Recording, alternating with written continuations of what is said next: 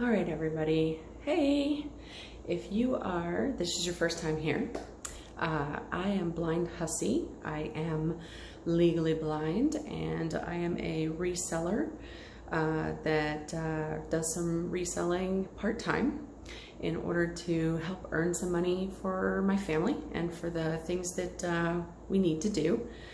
And let's see, my name, as I mentioned, I'm legally blind, and my education is in relationships and sex therapy. So that's where the Blind Hussy combination comes from. That's the short version. So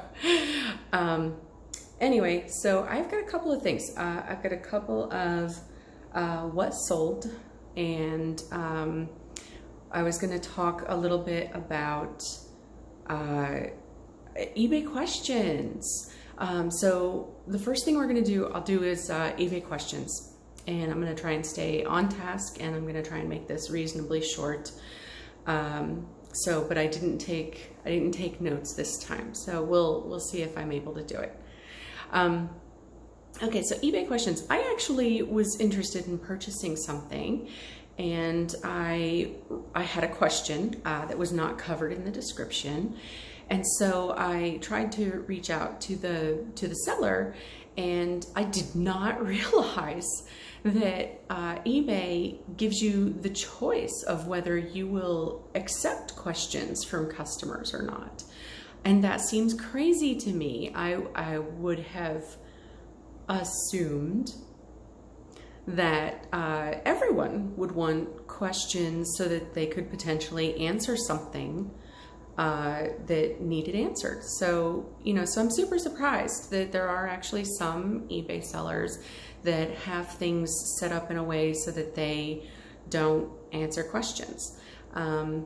And the more disappointing part is that the item I wanted actually sold just a couple of hours later without any question, of course, because I couldn't get my question answered. I wasn't willing to buy it, and then someone else purchased it, which is great for the seller. And I guess that means, they don't necessarily have to answer questions.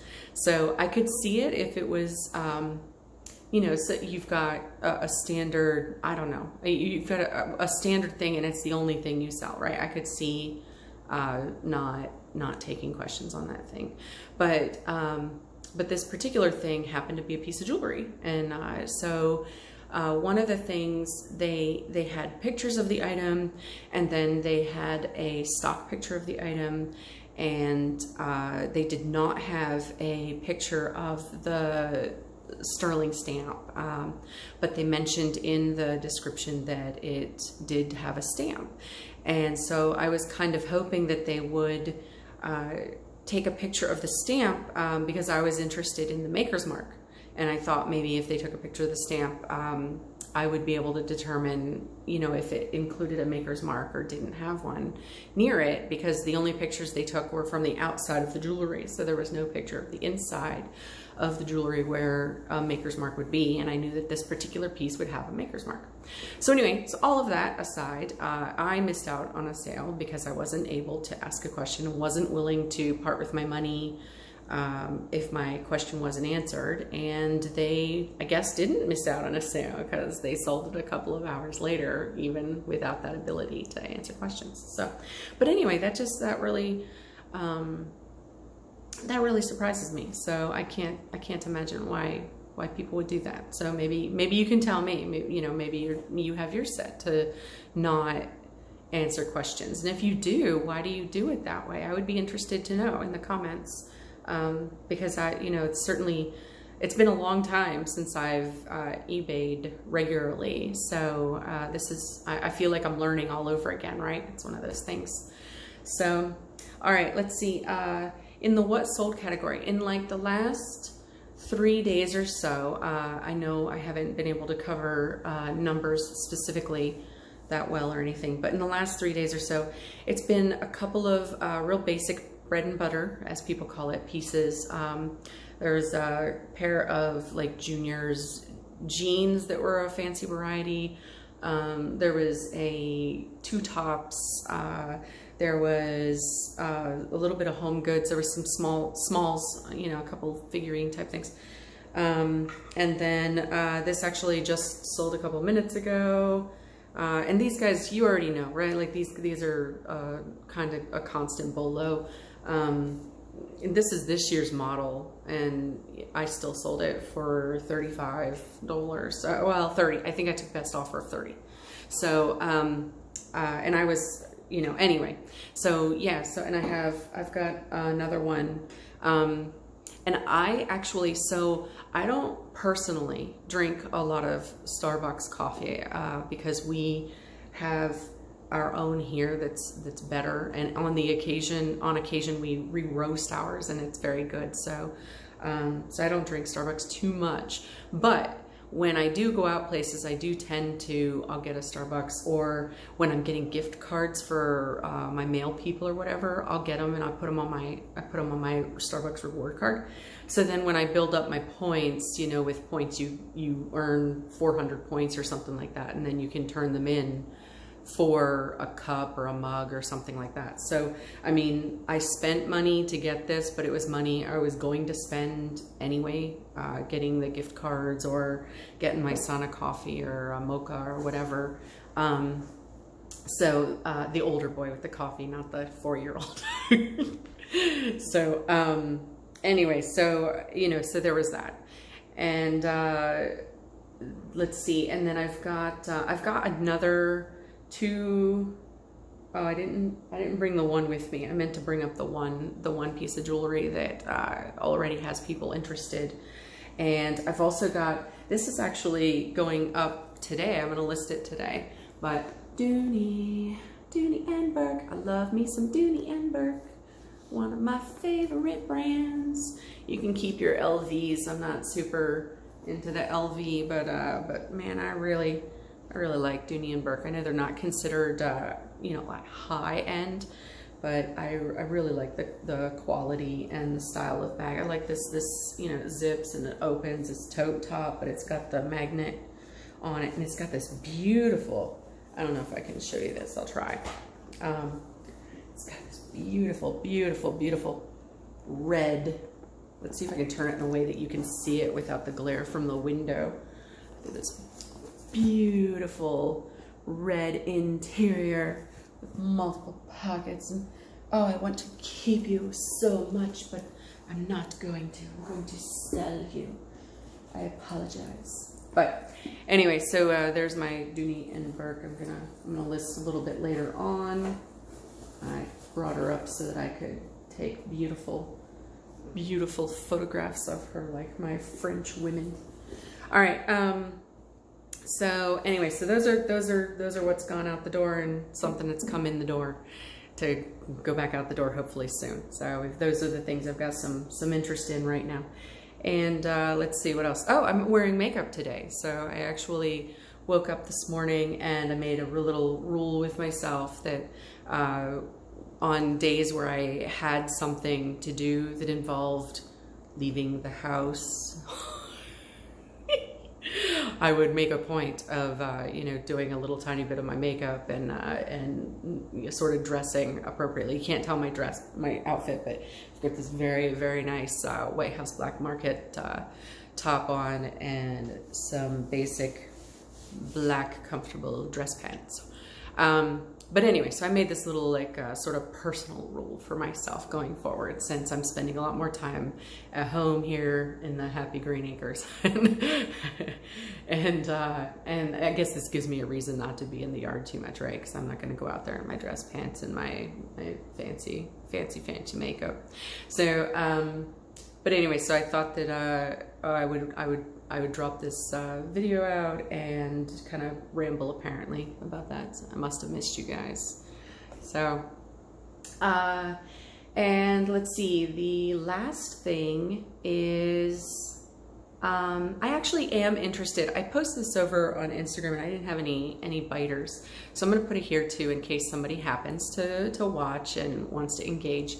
I've been looking at Shopify and Big Cartel and a couple of the others, right? There's a bunch of them, but GoDaddy and a couple of others. So I have a domain, and you know, eBay's eBay. I don't know how I feel exactly about eBay, but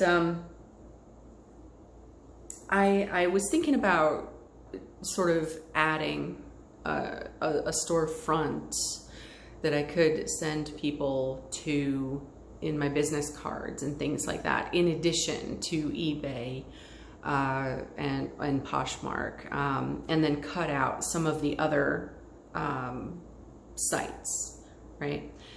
It's a lot. Like if you look at the other sites, like Mercari, if I add in Mercari and Grailed and Citizen and what's the other, Bonanza and Depop, and how many more are there, right? It's a whole video. I think I mentioned that in a different video. I should probably sit down and actually make that happen. Blind Hussy, do some work, girl. So anyway, I was wondering if you have Shopify or you have GoDaddy or whatever, what do you think about doing a store there versus eBay, etc.? Like, how's the fee structure? It feels like on first glance that the fee structure would be less than what I'm putting out currently. Although they also have a store cost, right? Like, so just $30 or $40 or something for just a small store with basic features. And so I just wondered, you know, what people's experience is and what you like, what you don't like, etc. Because I'd really like to move up into doing more things that are the same, right? Rather than one-offs, which I like the uniqueness of one-offs, but I'd really like to have one or two things, maybe a small handful of things, whatever it is, and then I have a quantity of those things that are going out. I would say kind of in the way that RNZY do the shoes, right? Like I would really like to have one or two things in addition to whatever I decide I'm going to do with one-offs, and then have a place that I could just say, here's a thing, and then people could get it and it would be slightly cheaper. So basically some more money is coming in my pocket than eBay or Poshmark or Mercari, right? I was just kind of wondering what people's thoughts on having those stores are, whether they're worthwhile or not worthwhile. Because for me, having a separate warehouse for inventory or having a separate building for inventory that I then have to heat, cool, or pay rent or whatever, especially since I don't drive, does not make sense. But I need to keep upping the inventory to be able to list more, to do more, right? Like it's that endless cycle. So anyway, so I'm looking at the edges of those things for now. So let me know what your thoughts are. And I'm rambling. I told you I was going to try and stay on topic, and I kind of did, but I also rambled. So anyway, so that's today's video, and I seem to be out of time. I hear a little one. He's either looking for me or he's randomly running through the house. Either is possible, but I think he's looking for me. And it'll take him a good 30 seconds to realize where I'm at. So anyway, all right, well, I hope today's Friday. I hope you guys have a great Friday, if today is in fact your actual Friday. And, you know, have a good weekend. Try to do something for yourself. Try to just take a moment, have a Snickers or whatever. I'm going to try not to have a Snickers because I'm kind of a front ma right now. But, you know, we'll see. We'll see how the weekend goes. So thanks very much for continuing to watch. And I hope my rambling was okay.